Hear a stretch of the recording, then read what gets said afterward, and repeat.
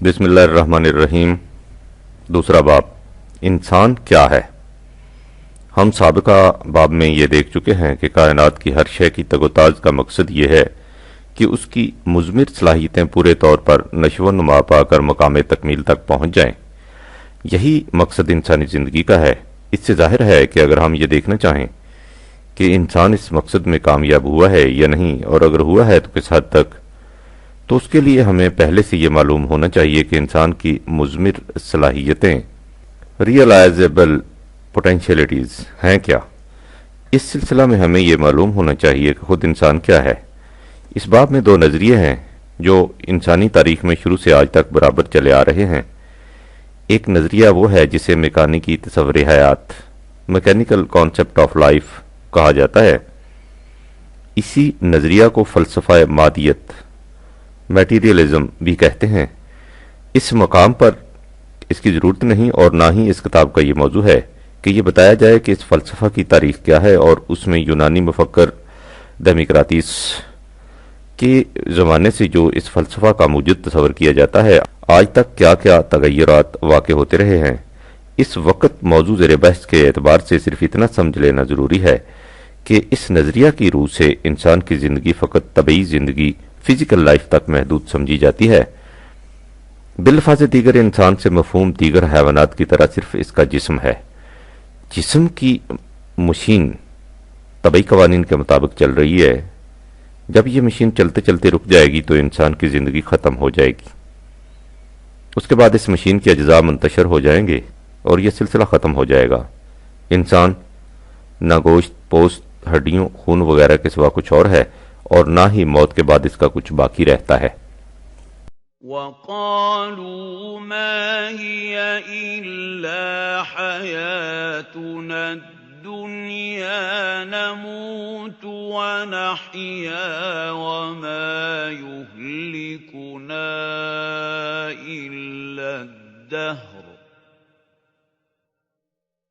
وَمَا لَهُم بِذَلِكَ مِنْ عِلْمٍ إِنْ هُمْ إِلَّا يَظُنُّونَ۔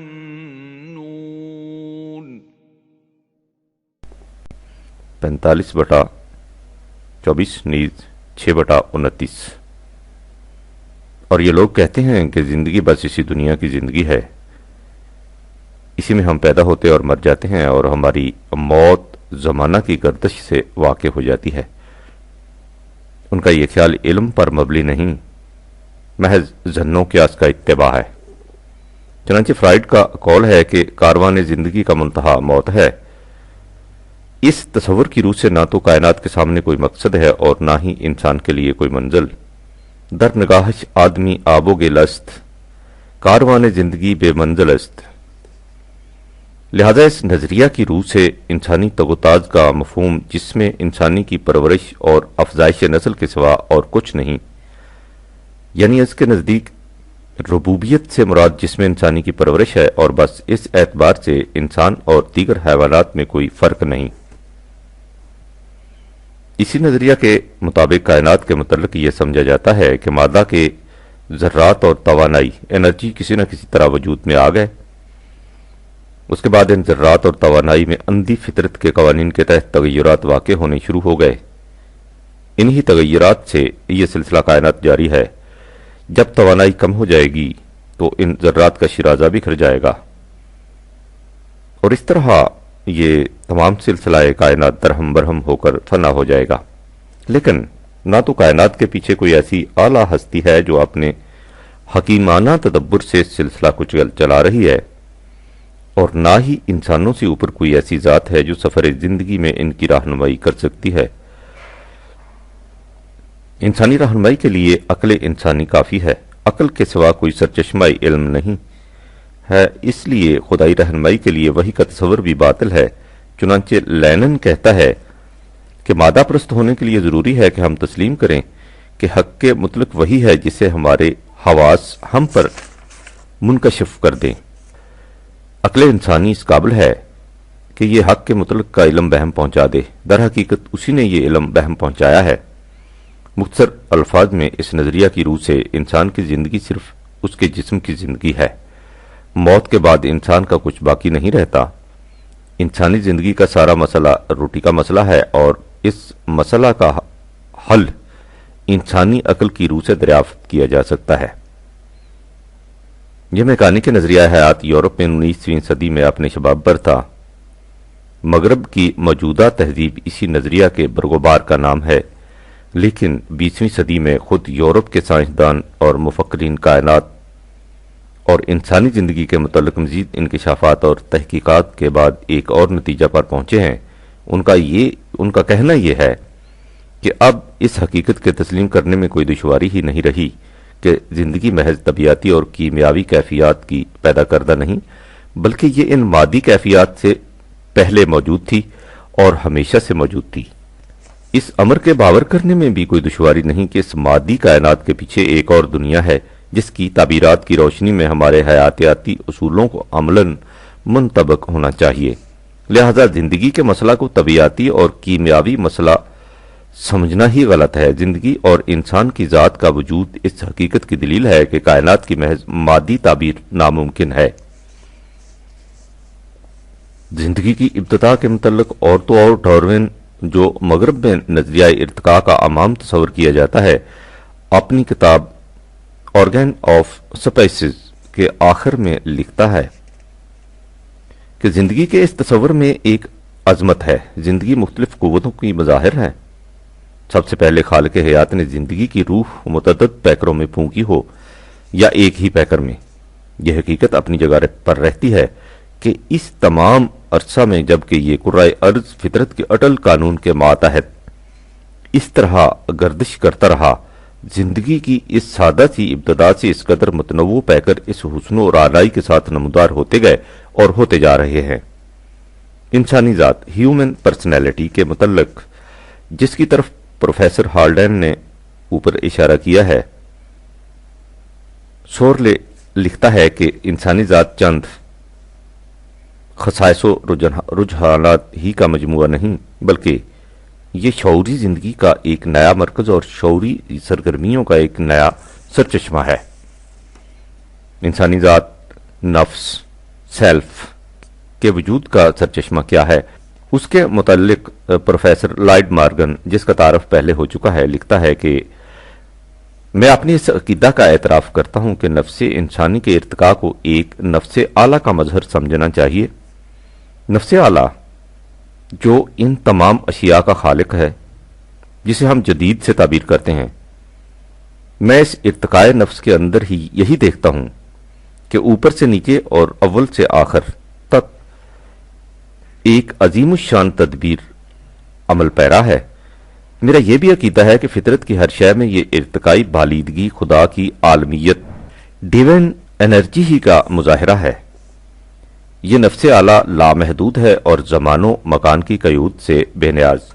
اس کی ذات کے لیے اول اور آخر اور جدت اور اعادہ کے الفاظ ان معانی میں استعمال نہیں کیے جا سکتے جن معانی میں یہ نفس انسانی سے بحث کرتے وقت استعمال ہوتے ہیں۔ وہ ذات قدیم اور واجب الوجود ہے، ارتقاء کی پیداوار نہیں بلکہ خود ارتقاء کی بڑھتی ہوئی صورت اس کا پرتو ہے۔ نفس انسانی، روح یا ذات یا انا کے متعلق برگسان لکھتا ہے، یہ ایک ایسی چیز کا نام ہے جو منتشر، ڈیکمپوز نہیں ہو سکتی، اس لیے کہ یہ مرکب نہیں بسیط ہے۔ یہ انکروپٹیبل ہے، اس لیے یہ غیر منقسم، انڈیویجبل ہے اور اپنی ذات کے اعتبار سے ناقابل فنا، امورٹل ہے۔ اس موضوع پر مغربی مفکرین اور ائمہ طبیعیات کے بہت سے اقوال پیش کیے جا سکتے ہیں، لیکن ہم سمجھتے ہیں کہ عنوان زیر نظر کے لیے اس تفصیل میں جانے کی ضرورت نہیں۔ نفس انسانی کے خصائص، اس کی نشو و ارتقاء کے ذرائع و اسباب اور اس کے مستقبل کے متعلق مزید گفتگو باب چہارم قرآنی نظریہ حیات میں کی جائے گی، جو اس موضوع کے لیے مناسب مقام ہے۔ اس مقام پر ہم صرف اس قدر بتانا چاہتے تھے کہ مغرب کے مفکرین اور سائنسدان اب خود میکانکی نظریہ حیات کو چھوڑ کر ایک جداگانہ نتیجہ پر پہنچ رہے ہیں جس کی روح سے انسان صرف مادی جسم کا نام نہیں جو عام قوانین طبعی کے ماتحت ایک مشین کی طرح چل رہا ہے اور اس کے اجزاء کے انتشار سے اس کی زندگی کا خاتمہ ہو جائے گا، بلکہ انسان جسم کے علاوہ ایک اور چیز بھی رکھتا ہے جسے اس کی ذات یا نفس کہا جاتا ہے اور جو ناقابل فنا ہے، اور لائٹ مارگن کے الفاظ میں اس نفس اعلیٰ کا پرتو ہے جو زمان و مکان کی حدود سے ماورا اور مادی سہاروں سے مستغنی ہے۔ قرآن کریم اس دوسرے نظریے کا حامل ہے اور اس نے اس حقیقت کو اپنے بلیغ حکیمانہ انداز میں بیان کیا ہے۔ وہ کہتا ہے کہ زندگی اپنے مختلف مدارج طے کرتی ہوئی آگے بڑھتی چلی آئی ہے۔ اس کی ابتدا 3 درجۂ جمادات سے ہوئی۔ بدا خلق الانسان من طین 32/7 تخلیق انسانی کی اسکیم کا آغاز مٹی سے ہوا۔ زندگی جمادات کی تہوں میں محو خواب تھی کہ پانی کے چھینٹے نے اس میں حرکت پیدا کر دی۔ وَجَعَلْنَا مِنَ الْمَاءِ كُلَّ شَيْءٍ حَيٍّ أَفَلَا يُؤْمِنُونَ 21/30 اور ہم نے ہر جاندار شے کو پانی سے بنایا، کیا یہ لوگ اس حقیقت پر یقین نہیں رکھتے؟ یہاں سے سلسلہ ارتقاء آگے بڑھا اور نباتات کی طرح مختلف اطراف میں پھیل گیا۔ وَاللَّهُ أَنبَتَكُم مِّنَ الْأَرْضِ نَبَاتًا 71/17 اللہ نے تمہیں زمین سے اگایا ایک طرح کا اگانا۔ اس کے بعد یہ سلسلہ ارتقاء حیوانات کے درجے میں پہنچا جہاں تخلیقی کاروبار تولید و تناسل کی روح سے آگے بڑھا۔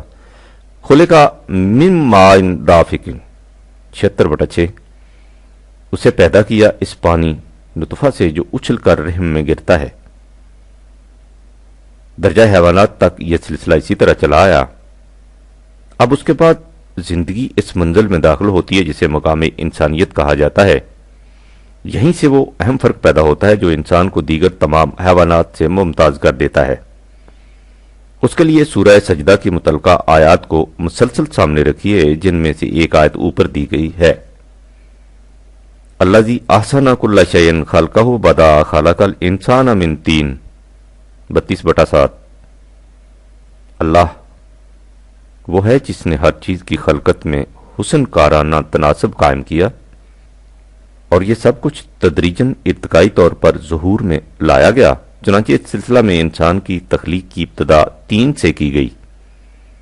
اس کے بعد ہے ثم جعل نسلہ من سلالۃ من ماء مہین 32/8 پھر وہ اسے مختلف تخلیقی مدارج طے کراتے ہوئے اس مقام تک لے آیا جہاں اس کی نسل کا سلسلہ حقیر سے پانی نطفہ کے خلاصہ سے ٹھہرایا۔ اس درجہ حیوانی کے بعد ثم سواہ 32/9 اس میں ہر طرح کا اعتدال پیدا کیا۔ اس کے بعد وَنَفَخَ فِيهِ مِن رُوحِهِ 32/9 اللہ نے اس میں اپنی توانائی پھونک دی۔ یہ ہے وہ مقام جہاں یہ دیگر حیوانات سے متمیز ہو گیا، یعنی اس میں الوہیاتی توانائی ڈیون انرجی آ گئی جو کسی اور حیوان کے حصے میں نہیں آئی۔ اسی کا نام انسانی ذات یا نفس ہے۔ یہ روح خداوندی کی کرشمہ سازیاں ہیں جن سے ایک پیکرے آب و گل تھانا و بینا انسان کائنات کا جان مدعا بن گیا۔ یہ نفخ روح کیا ہے اور انسان پر اس کا کیا اثر پڑا، یہ ایک الگ داستان ہے۔ اس وقت ہمیں صرف یہ دیکھنا ہے کہ قرآن کی روح سے انسان کا ایک گوشہ تو وہ ہے جو عام حیوانات کی طرح طبعی جسم پر مشتمل ہے اور جو ان ہی قوانین کے تابع سرگرم عمل ہے جو دوسرے حیوانات پر نافذ ہوتے ہیں، لیکن اس کے علاوہ ایک اور چیز بھی ہے جسے روح خداوندی کہا گیا ہے۔ قرآن اسے نفس انسان کہہ کر پکارتا ہے، لہذا انسان مشتمل ہے جسم اور نفس باڈی اینڈ مائنڈ پر، یعنی اس کا بدن جو طبعیاتی قوانین کے ماتحت مصروف حرکت رہتا ہے، اور انسانی ذات خودی یا انا یا نفس جو ان قوانین کے تابع نہیں۔ ہم دیکھ چکے ہیں کہ مغرب کے مادیین نے یہ نظریہ قائم کیا کہ کائنات مادی گردشوں کا نام ہے اور انسان مادی عناصر کی ترتیب سے وجود میں آ گیا ہے۔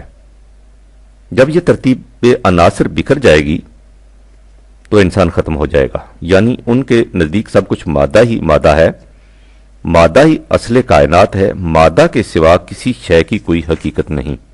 جیسا کہ پہلے کہا جا چکا ہے، اس نظریہ کی ابتدا یونان کے مفکر ڈیموکریٹس سے ہوئی تھی۔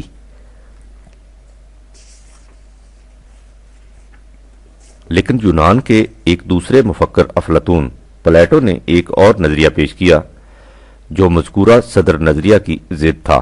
اس نے کہا کہ یہ تمام کائنات فریب تخیل ہے، اس کی کوئی اصل نہیں، اس کا وجود محض سایہ ہے، حقیقت نہیں۔ یہ نظریہ افلاطون کے زمانہ سے لے کر آج تک مختلف زمانوں میں مختلف مذاہب اور مختلف مکاتب فکر کے مختلف پیکروں میں چکر لگا چلا رہا ہے۔ ہندو مت کے ویدانت میں اسی تصور کے ماتحت کائنات کو مایا، فریب اور سراب قرار دیا گیا ہے۔ اسی کے ماتحت بدھ مت کے دنیا کو قابل نفرت ٹھہرایا گیا اور حقیقی دنیا آسمان کی بادشاہت کو قرار دیا اور جسم کے تقاضوں سے فرار کو رہبانیت کے مقدس نقاب میں چھپانے کی کوشش۔ یہی نظریہ تصوف کی روح بنا جس نے دنیا کو ناسبات قرار دے کر اس سے ترک علائق کی تلقین کی۔ اگر ربوبیت کے نقطۂ خیال سے دیکھیے جس کے لیے تمام تفاصیل بیان کی گئی ہیں تو یہ حقیقت واضح ہو جائے گی کہ مادیین کے نزدیک ربوبیت سے مقصود ہوگا جسم کی پرورش،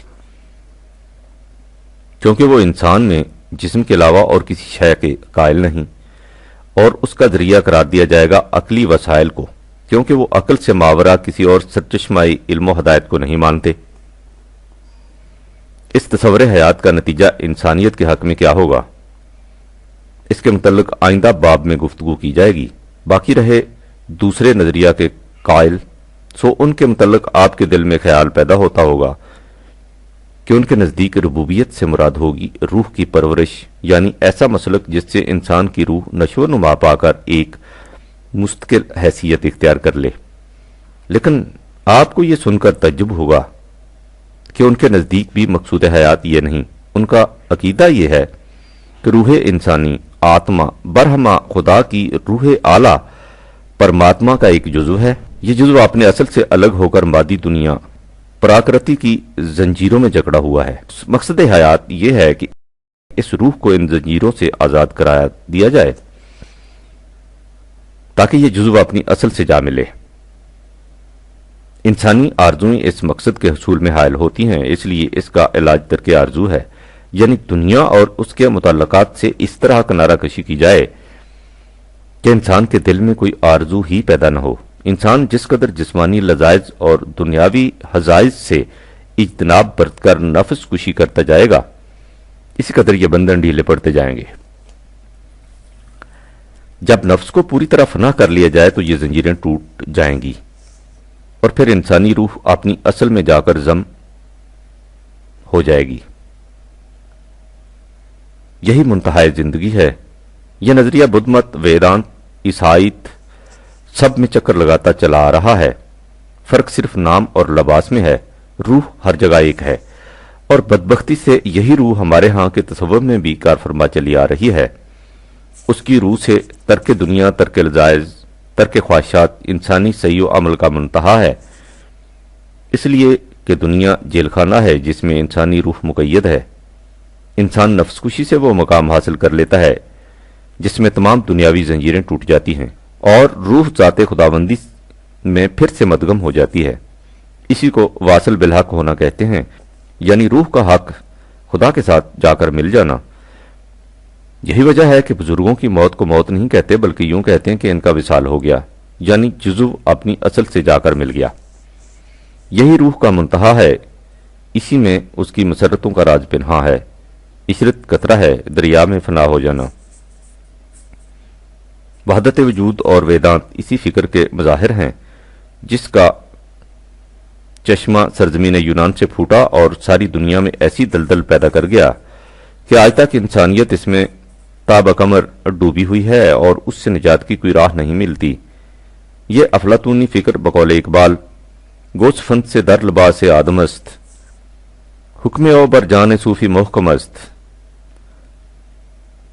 بر تخلی ہائے او فرمان اور رواست، جامع او خواباور او گیتی رواست، قوم ہا ار چکرے او مسموم گشت، خفتو از ذوق عمل محروم گشت۔ تصریحات بالا سے یہ حقیقت آپ کے سامنے آ گئی کہ مادیین کے نزدیک ربوبیت سے مراد جس میں انسانی کی پرورش ہے، جسے انسانی عقل کے ذریعے حاصل کیا جا سکتا ہے، اور روحانیین کے نزدیک زندگی کا مقصود نفس یا روح کی ربوبیت نہیں بلکہ نفس کشی ہے، اور روح کا منتہا اپنے آپ کو روح اعلیٰ میں فنا کر دینا ہے۔ اول فنا، آخر فنا، ظاہر فنا، باطن فنا۔